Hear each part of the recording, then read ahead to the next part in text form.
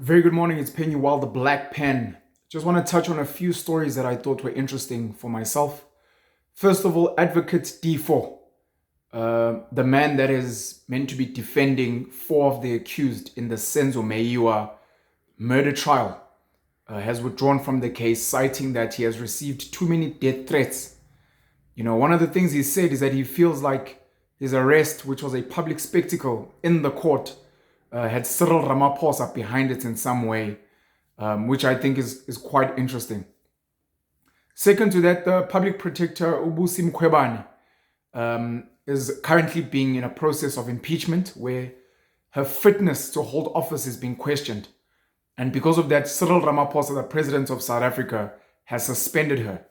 Whereas, of course, ironically, there's currently a case on the Phala Phala farm robbery, where between 4 million and 8 million US dollars are said to have been on the property. And I'm not sure how much was claimed to have been stolen, but there have been accusations by ex-security head Arthur Fraser to say that people were kidnapped, tortured, and bribed to keep quiet about that money and about that robbery. With this investigation, Cyril Ramaphosa, as a member of the ANC, has not been asked to step aside by the ANC, but claims that he said he will if he is criminally charged. So time will tell what happens from there. Of course, some of you may have seen that in Sri Lanka, the country has gone bankrupt. They haven't had electricity. They don't have fuel. People went and they stormed the president's residence. They were swimming in the pool, etc. And the president wasn't allowed to actually get on a flight, I think yesterday or the day before, to leave the country and run away.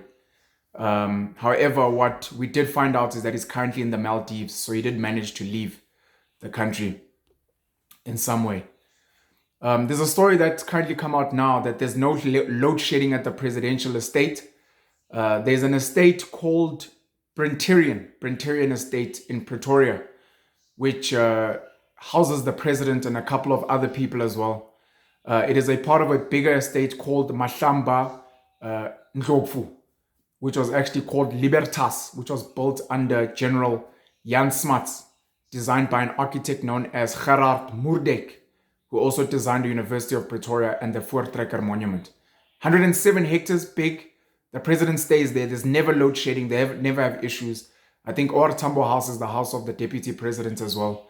And I think there's over 16 properties on that estate. And you can only imagine that they don't struggle with the same struggles that we have as the citizens of South Africa.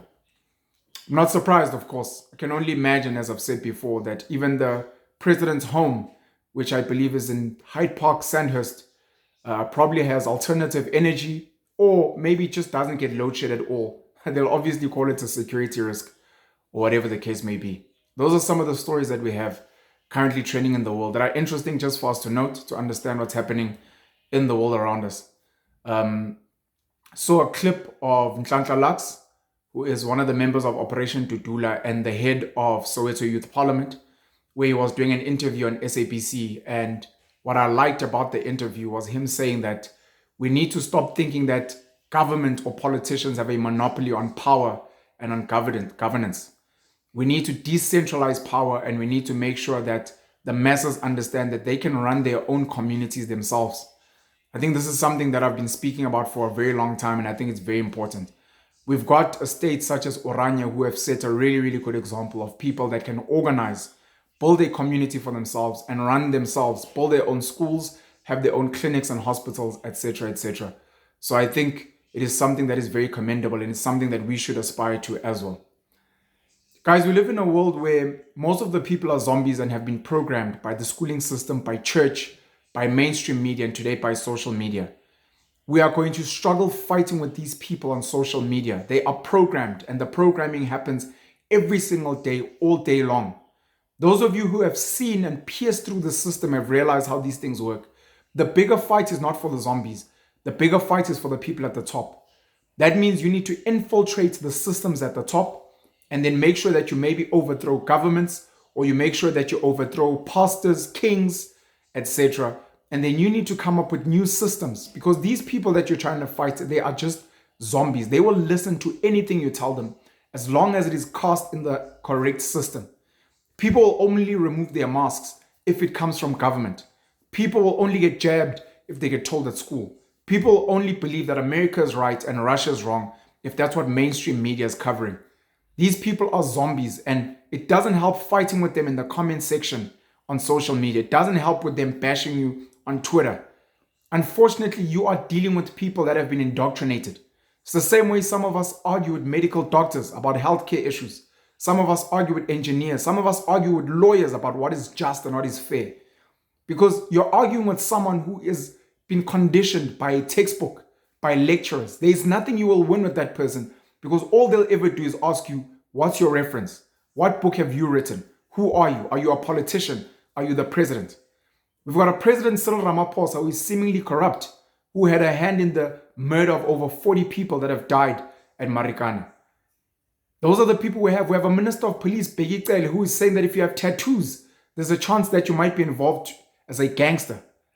Ignorant, reckless statements by useless leaders. Diti Mabuza, the deputy president, who is constantly missing in action. So please understand that systems are run by people that are no different from me and you. It seems that unfortunately they are stupider than me and you. And it is up to us to keep fighting. Obviously, if you cannot fight at the highest level, try and fight within your home. Make sure that you curate what your children are watching, what they're listening to. Do the same with your extended family, with your friends, and make sure that you're building a community for yourself that is of critical thinkers, independent thinkers, who do not just blindly follow whatever is being said out there. There's conspiracies currently that there are South Africans that are being targeted by potentially foreigners with all these Tavern killings that have been happening. We saw one in Soweto over the weekend where 14 people were murdered. There was another one in Pietermaritzburg, and we're getting more and more stories of people being gunned down in mass shootings. And there are feelings that we might get a rehash of the July riots that happened last year, and that it might happen again this year. I think it's media sensationalism. I think they're just being silly. But those are some of the conspiracies that are out there.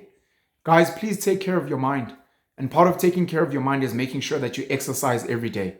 It's making sure that the information that you consume, you don't consume it blindly. You question absolutely everything. Whether it is a COVID vaccine, whether it is monkeypox, whether it is the president telling you to do something, whether it is your own family and friends, or your pastor, or your king, or your chief telling you to do something. Apply your mind, apply logic.